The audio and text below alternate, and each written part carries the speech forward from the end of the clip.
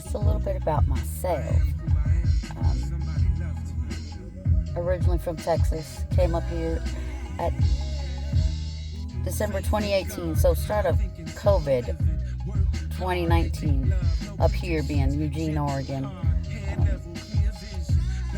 To say it was a rough start is an understatement. I basically withdrew from drugs on the drive up here from Texas to Oregon, and then just did it.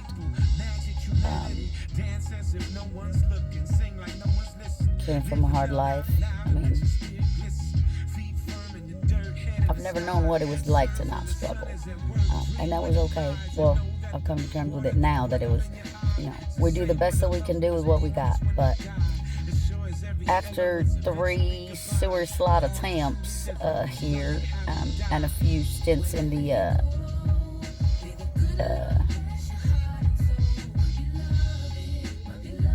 I don't know what else to call it, the psych ward, crazy house. I don't know. I like crazy house. It sounds fun. Anyway, yeah, at like up in, I want to say 2021 or 2022, that happened. And everybody says, think of your family, think of your kids. Well, I'm sorry, I was in so much pain in that moment. I saw no other option. I couldn't see anything else, so I did it with my children in the house, and they were old enough to know what was going on. They were all teenagers, but I did it, and I was so close, and I could see it tunneling. And so I finally said, all right, this is it. And I decided that I was going to start deciding what I do with my life. And I said that, they keep telling us to advocate for ourselves, right? Advocate. All right, cool. I'm going to advocate. And if you don't hear me, I'm going to continue to stand here and advocate and do what I need to do peacefully and with love, because I refuse to, we will not be moved, but always with love and within the parameters of our legal systems, because we are nothing if we don't follow, what separates us from the animals is the fact that we have rules and laws. Because to know better is to do better. And so I finally, I reached what I would like to call a self, more than a self-acceptance. It was a self-love. I was in love with myself, in love with the fact of where I was in life, in this moment, in everything, considering everything. And then March, I was, as a domestic violence survivor and trauma, whatever, right, blah, blah, blah. It was getting really confusing for me to be able to take care of the people that I love, or that I say I love, and then not take care of myself. So it's all about trying to find that balance, and I was trying to find that balance. And most people who have been hurt or whatever come from trauma, I suppose, at least from my perspective. Are caregivers, are the nurturers, are the strong, quiet ones, those who just take it because they can take it. Man, they're so strong, they're so tough. No, baby, they're not. They need you, but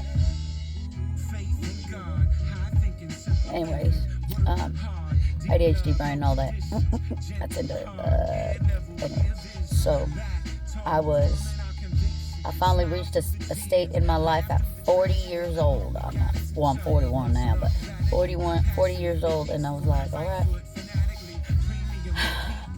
I'm okay with the fact that I will never ever receive what I give anybody or what I offer anybody, which is total and unconditional love to the best of my ability, because after all, I'm only human.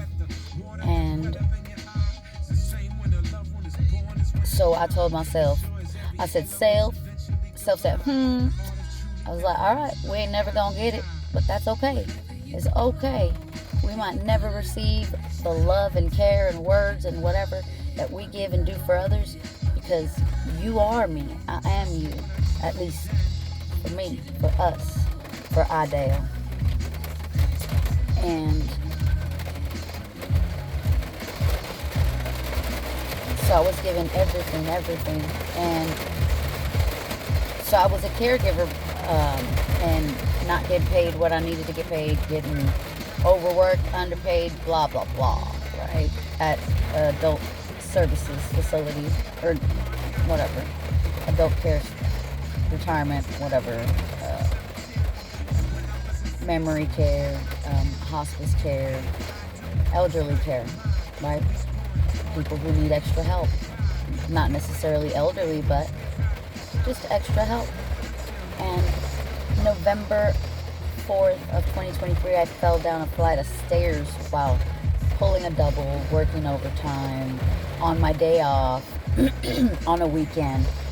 Fell down a flight of stairs because, again, we were understaffed and too many residents, and I fell backwards down a flight of stairs, instantly got a huge lump on my left ankle, fell on my back, my arm, everything, and have been dealing with workman's comp because now I suffer from back pain all the time, literally, just on top of everything else. And they just have been not paying us what they're supposed to be paying us, what they say they're going to pay us, what they promise to pay, what blah, blah, blah. And nobody is saying anything. Nobody is standing up and saying, hey. And, you know, I was trying to, and ringing a few bells here and there, but nothing really has happened with that. So I was just trying to keep on keeping on, right? Because I was dying, I am still dying to live in America. And nobody will hire me because I'm on doctor's orders for light duty. Who's going to hire somebody on doctor's orders for light duty? Can't live no more than 10, 15 pounds. Come on. So to say that things have been financially stressful is an understatement, for myself and my children, who also are domestic violence survivors, and blah, blah. You know, I want to say blah, blah, blah, but it's really sad that I have to say blah, blah, blah, because we all go through it, but because we all been through it, don't nobody want to stand up and say, hey, it's okay that we were who we were and did what we did, but that's not who we are anymore. So don't hold me to that image. Don't hold me to that title. But, you know, we grow through what we go through, right? I just keep telling myself that. So then I met the love of my life. Literally, my twin, my everything, the masculine version of myself. My thoughts were his thoughts were mine before anything, you know. You say we were already finishing each other's sandwiches. But, yeah. And we don't have much of support. When you come from sorry, it's raining a lot. But when you come from nothing, it's really hard to try and help financially when it's just set up to make you fail. At least from my perspective, this little old maid. I was on Woody, by the way.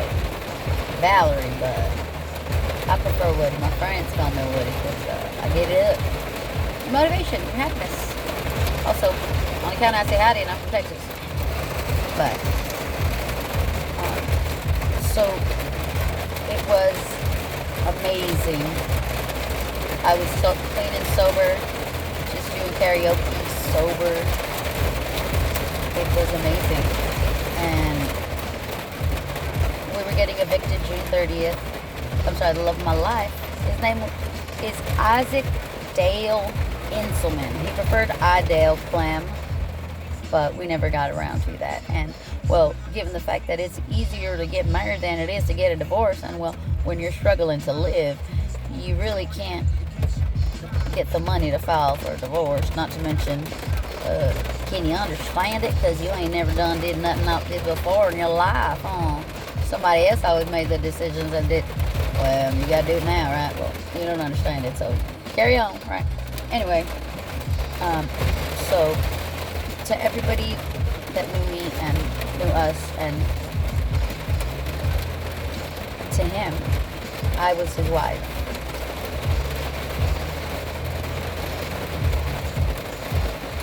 And every day we were together, there wasn't a moment that he didn't say, let's go get married right now. Hey, we're by the courthouse, let's do it. And I couldn't. I didn't have a way to. My support system didn't have that kind of support. And so we weren't able to. And then June 30th, 2024, he went to 7-Eleven on Highway 99 in Roosevelt, in Eugene, Oregon. Pump number 1, my pump, has always been before him, pump 2. And went to pump number 1, put gas in my Jeep, and poured gasoline on himself, walked 40 feet away from my vehicle, not before leaving everything that I gave to him in my vehicle, and like lighting a cigarette,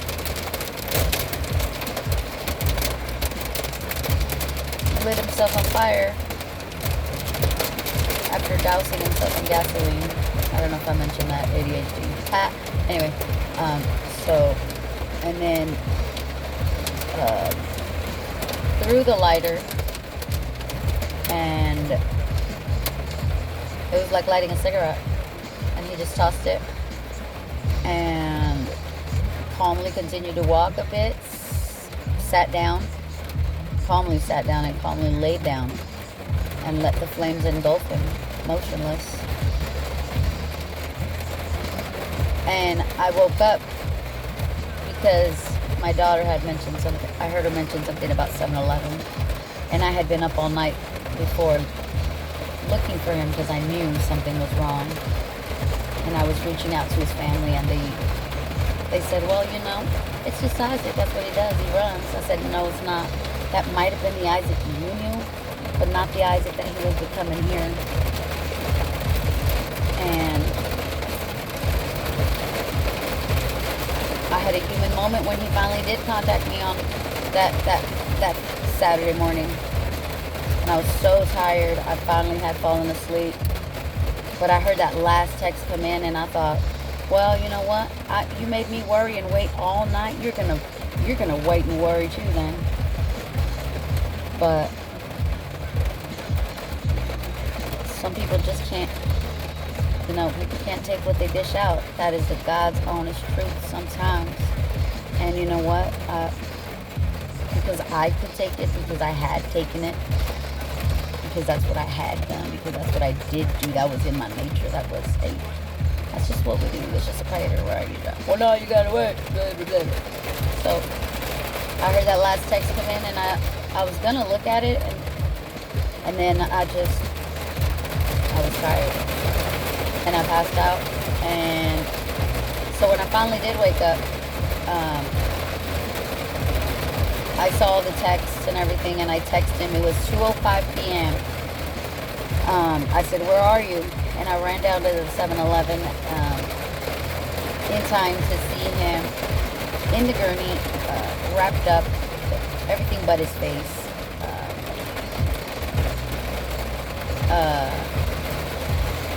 So I saw his face, and it looked like a child's attempt at a paper mache mask with wet newspaper on it. And I wanted to leave right then and there. I wanted to go in the ambulance with him. I was like, I'm ready. And my kids just said, Mom, what are we gonna do? The vehicle is covered in gas. We can't take it. We don't know how to drive. What do we do? And I had nobody. So I had to go walk back down the street, because it was right down the street from our house. Because he lived with me. He was not homeless. My home was his home. It was our home. Wherever we were was home. So I had to sit in my house until they cleared me to take my vehicle. Then I rushed to Portland, got 2 tickets there, and just missed the exit seconds. And his mother calls and said that he passed. And so I didn't even get to say goodbye. It was moments, seconds. Every second, every moment matters, because the call to the EPD came in at 2:05 of a man on fire. And had I just gone to sleep that night like I wanted to, like my brain said to, because we were in an argument, but no, I decided to sit and stew, and it just built and built and built. And that's my part in it. That's what I did. That's my truth. I don't know about your truth. I got my own regrets. Alright, so deal with your own shit, but hey, I'm here to figure it out and help you along. You know, I'm just trying to be the community that I never had. Because I can. Because that's what Dale and I were. Dale. Because we had no community, everybody was our community. And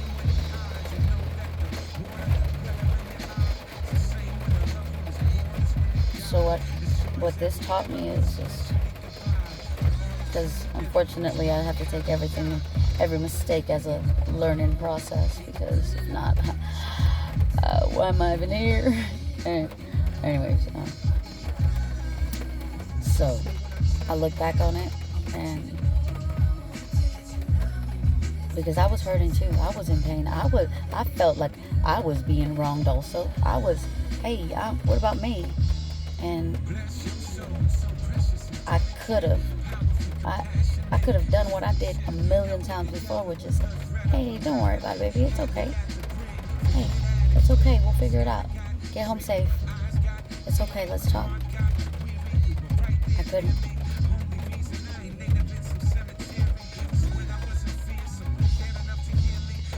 I don't know why. I don't know what reason. I don't have. All I'm left with is answers. Questions. I need questions. Answers. You need answers, dear boy. Yes, answers. Yes. Of course, right. So I'm left with nothing but questions, and all I can tell the Eugene Police Department is that what he told me was he was escaping domestic violence as early as March of 2024. But they said he is no longer here to be a victim, so no crime. Right? So you can slowly kill somebody, you just can't slowly poison them.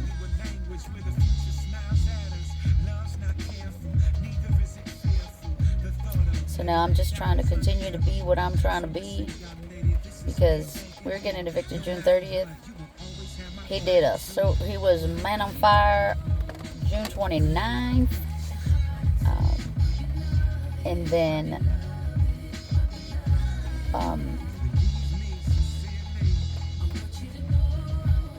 I spent the 1 month of the incident in Springfield holding cell, and refused my call, refused anything. I said, please just do a safety check on my kids. We don't know anybody here. They're gonna worry. They know my mental state, and I said, I'm in mourning. I call my doctors, and they just said no. He said, you don't get a call, you don't get nothing. I said, why? He said, because I said so. So I had a mental breakdown in there. It was scary. I wrote his name on the wall in peanut butter and jelly. What a psycho person.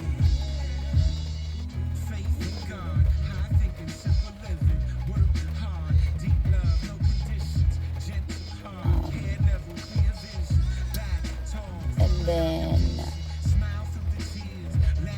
August 3rd was my birthday, and we were planning on making it a good one. Also, we were planning on moving back down to Texas because he said Texas was the happiest he'd ever been.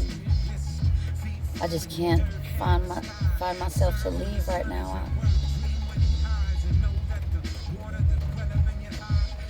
I don't know, it doesn't feel like time yet. But eventually.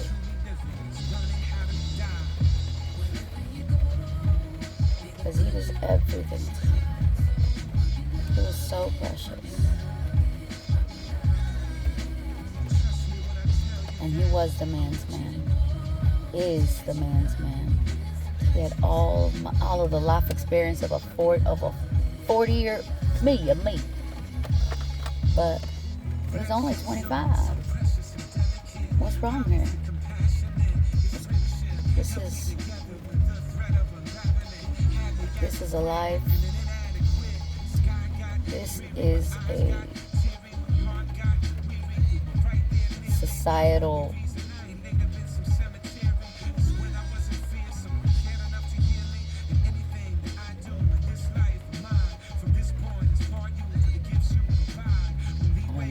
society got to do better. We got to do better, right? Because I see better in you, because I know what you're capable of, I demand better from you. And we need to learn that holding somebody accountable and saying, hey, baby, don't do that. I don't like it. It makes me feel weird. It hurts my feelings. Or, hey, I need help. Hey, brother, sister, whoever, this is my situation. Can you do without for a second? Can you do without for a moment? Can you go with a little bit of uncomfortability or uncomfortableness? Can you hold on for maybe a week till your next check hits, till blah, blah, whatever? I don't know. So that somebody can live? Because again,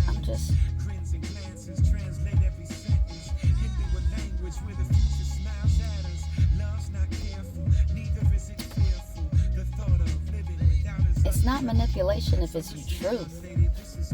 And it is, like, the family set up a PayPal services account to raise funds for his services.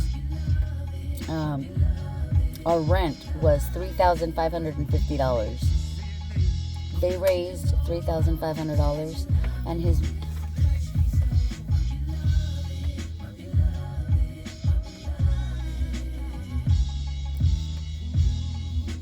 mother put in $1,500.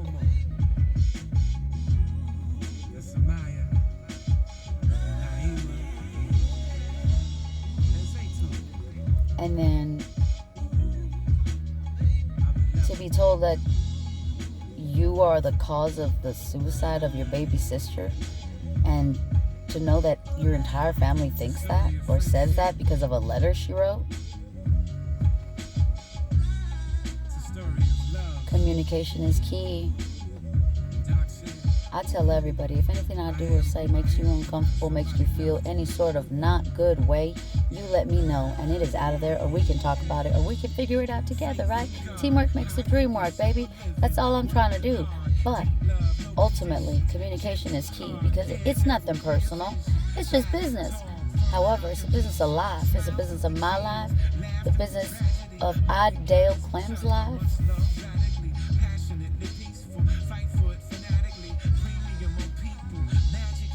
It's not about who we used to be, it's who we are now.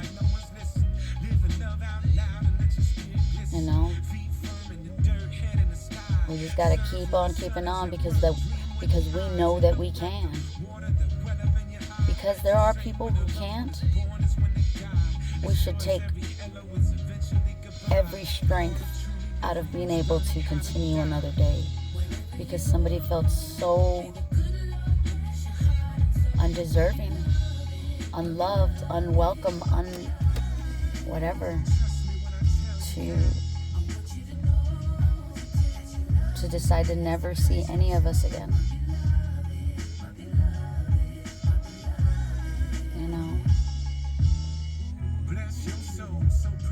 And I've got nothing. Now, literally in every which way, but I got my spirituality, my Jesus, and my happy disposition, I suppose. And as always, I got music. Heartbreak Hotel by Greaves. Greaves, Prof, Snoop Dogg, Brother Ali for sure.